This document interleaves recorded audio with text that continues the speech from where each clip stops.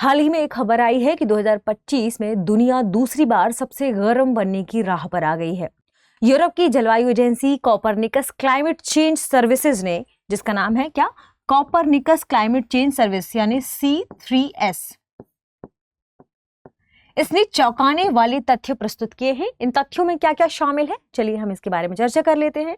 Current news में आपका स्वागत है। मैं हूं गीतांजलि और आज हम जानने वाले हैं कि यूरोप की जलवायु agency Copernicus climate change services के अनुसार कौन कौन से तथ्य इस बार बताए गए हैं जो भयावह हैं। 2023 के बराबर ही दूसरी बार यह साल गर्म रहने वाला है, यानी 2025 भी 2023 के बराबर गर्म रहने वाला है और सबसे ज्यादा गर्म साल रहा है वर्ष 2024 का, सबसे गर्म साल रहा है। ठीक है, तो 2025 को सबसे गर्म दूसरे साल के रूप में देखा जा रहा है 2023 के साथ। ठीक है, ये तथ्य है। इसी रिपोर्ट के अंतर्गत ये तथ्य प्रस्तुत किया गया है। इस रिपोर्ट में एक और चीज है कि वैश्विक तापमान 1.5 डिग्री सीमा पार करने की ओर पहुंच गया है। यानी ग्लोबल वार्मिंग की हम बात करें तो ये वैश्विक तापमान 1.5 डिग्री सेल्सियस जो हमने सीमा निर्धारित की है, इसको पार करने की ओर चला गया है। जनवरी से नवंबर 2025 का जो डेटा निकाला गया इस रिपोर्ट के अनुसार, इसने कहा कि इसके बीच तापमान 1.48 डिग्री 1.48 डिग्री सेल्सियस तक बढ़ने की संभावना बताई गई और यह बताया गया कि यह जो औद्योगिक पूर्वकाल का समय था उससे भी अधिक बताया जा रहा है।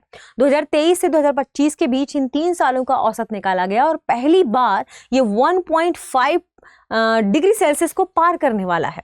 तो 2023 से 2025 इन 3 वर्षों का औसत निकाला गया और ये 1.5 डिग्री सेल्सियस को पार करने वाले में से एक, मतलब टेम्परेचर के बारे में चर्चा की गई है इसमें। 1.5 डिग्री वही सीमा है जो हमने पेरिस एग्रीमेंट में निर्धारित किया था कि सुरक्षित सीमा है, इसे क्रॉस नहीं करना है। लेकिन जो दुनिया है, इस टेम्परेचर की जो सीमा है, थ्रेशोल्ड जो लिमिट निर्धारित की गई थी, सेफर सीमा निर्धारित की गई थी, उसको क्रॉस करने वाली है। नवंबर 2025 भी एक रिकॉर्ड गर्मी के रूप में दर्ज किया गया। अब यहाँ सवाल उठता है कि कौन से क्षेत्रों को ज्यादा गर्म दिखाया गया इस रिपोर्ट में। इस रिपोर्ट में कुछ मुख्य बातों में से ध्यान रखें, कौन से क्षेत्र को ज्यादा गर्म दिखाया गया। कहा गया कि नवंबर लगातार तीसरा गर्म नवंबर है और जो नवंबर 2025 था गर्म है, ये 1.54 डिग्री अधिक गर्म देखने को मिला औद्योगिक पूर्वकाल के समय से। ठीक है, इसी दौरान कई चरम मौसमी घटनाएं घटित हुई। जैसे हम बात करते हैं कि दक्षिण पूर्व जो एशिया है, इसमें कुछ चक्रवातीय घटनाएं देखने को मिली। यहाँ पर भीषण चक्रवात आए, भीषण चक्रवात की घटनाएं देखने को मिली जो अपने आप में भयावह घटनाओं में से एक। दूसरा, थाईलैंड इंडोनेशिया वाले जो इलाके हैं वहां पर भारी बाढ़ का सामना करना पड़ा, थाईलैंड और इंडोनेशिया वाले इलाकों में। तीसरा ये कहा गया कि फिलीपींस में 2 बड़े तूफान आए।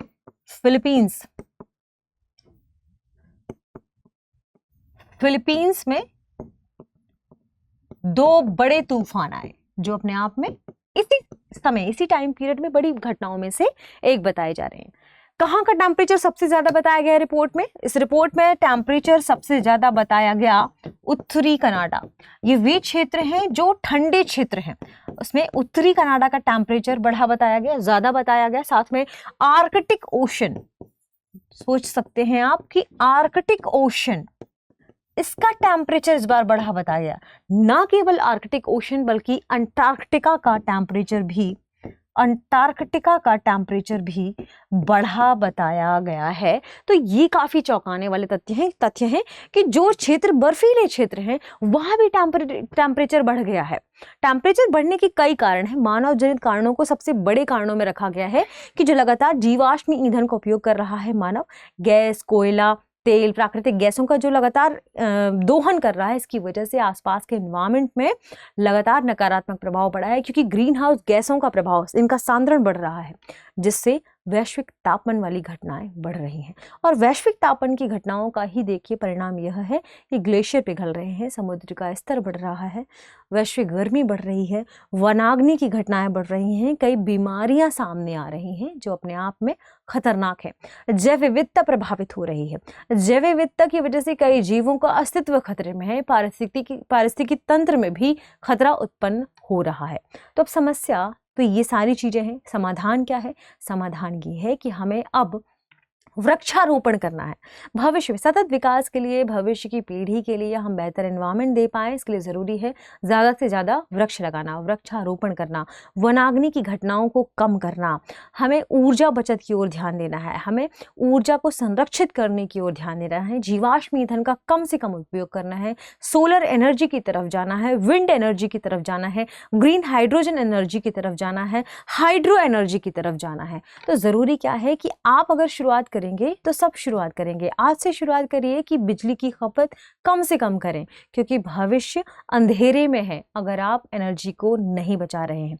वर्तमान की सबसे बड़ी ज़रूरत है एनर्जी सेविंग, और दूसरी ज़रूरत है कि हमारे आसपास में एनवायरनमेंट में जो सबसे महत्वपूर्ण मूलभूत चीज़ें हैं, जैसे हम बात करते हैं पानी की, हवा की, हम इसे साफ रख पाएँ, इसे शुद्ध रख पाएँ। ठीक है, तो ध्यान रखिएगा इन मुख्य चीज़ों जो फोकस जिन्हें हम जो हमारे कंट्रोल में है हम उन्हें कर सकते हैं, और हमें इस पर आगे काम करना चाहिए, ज़रूरी है, इसलिए इस बारे में चर्चा जरूर करनी चाहिए। आगे बढ़ते हैं और देखते हैं कि आपके लिए क्या खास सूचना है। आपके लिए खास सूचना ये है कि अगर आप घर बैठे करना चाहते हैं यूपीएससी की तैयारी, तो दृष्टि आईएएस लेकर आया है studio GS foundation live online course. GS foundation मतलब आपको जीएस का पूरा फाउंडेशन कोर्स मिलेगा, वो भी लाइव क्लास के माध्यम से केवल 24,999 रुपये में। 24,999 रुपये में। ये भी अगर आप ना दे पाएँ तो इसमें भी इंस्टॉलमेंट की सुविधा है।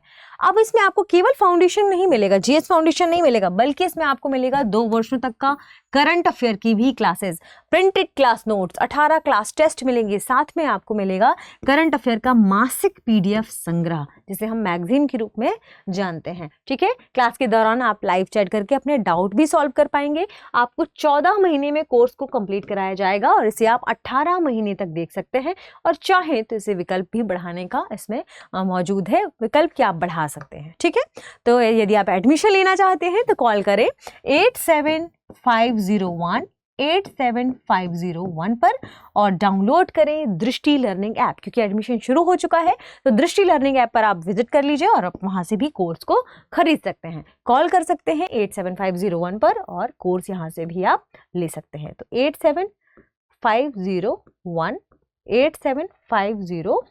ठीक है, सेशन के प्रश्न को देखते हैं। प्रश्न है, पेरिस समझौता 2015 में किस तापमान सीमा को सुरक्षित माना गया था? Option A 1 degree Celsius, option B 1.5 degree Celsius, option C 2 degree Celsius, और ऑप्शन डी है 2.5 डिग्री सेल्सियस। इस प्रश्न का सही जवाब कमेंट सेक्शन में देना ना भूलें। मिलते हैं अगले वीडियो में, शुक्रिया। अब एग्जाम की तैयारी को और बेहतर करने के लिए हमारे चैनल को लाइक, शेयर और सब्सक्राइब करना ना भूलें।